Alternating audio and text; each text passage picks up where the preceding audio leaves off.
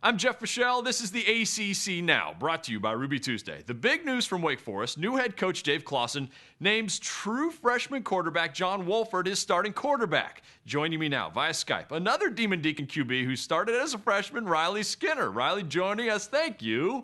Riley, people might look at this and say, this is a decision for the future, but you actually know Wolford really well. You've worked with him down there in Jacksonville, right? Is this also the right choice for now?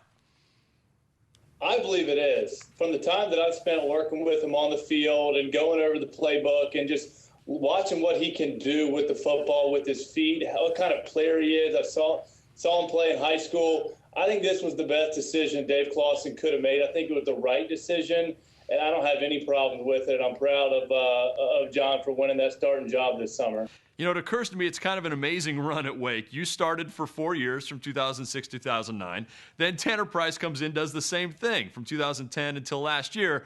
But you think about what you and Tanner went through as freshmen, and now Wolford will as well. For a freshman quarterback, is the bigger challenge mental or physical?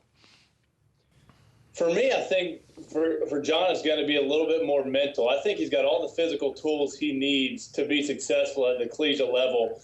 But the type of offense that Coach Clawson's going to run is going to be spread. There's going to be a lot of emphasis on the quarterback making checks at the line, reading the defenses, shifting the protections. And for a true freshman to be playing collegiate football, Division I in the ACC for the first time and having that much on his plate at the line of scrimmage is the biggest challenge I think John's going to face. But, you know, hopefully they try to simplify it for him, which is what I would like to see.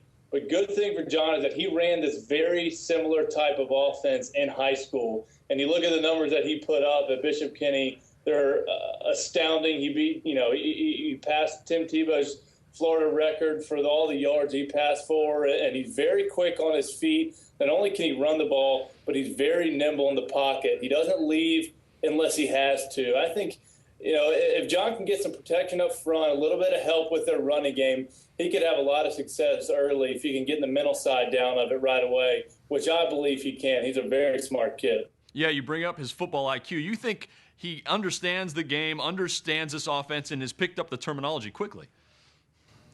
He has. You know, when we started training down here in Jacksonville, I pretty much ran all of our sessions, telling them what routes to work on, having the receivers do particular moves in the route tree. And then when he came back for a week after being gone for 4 weeks up at Wake, he came back and he pretty much ran the entire session. All he spoke was their terminology, their route calls, their protection, their formation.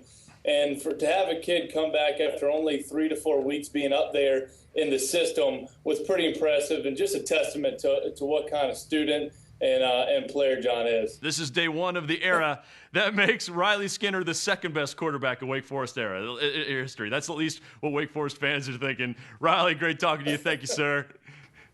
I appreciate it, Jeff. Always the best part of my week talking to you. Thank you, Riley. That's ACC Now, brought to you by Ruby Tuesday.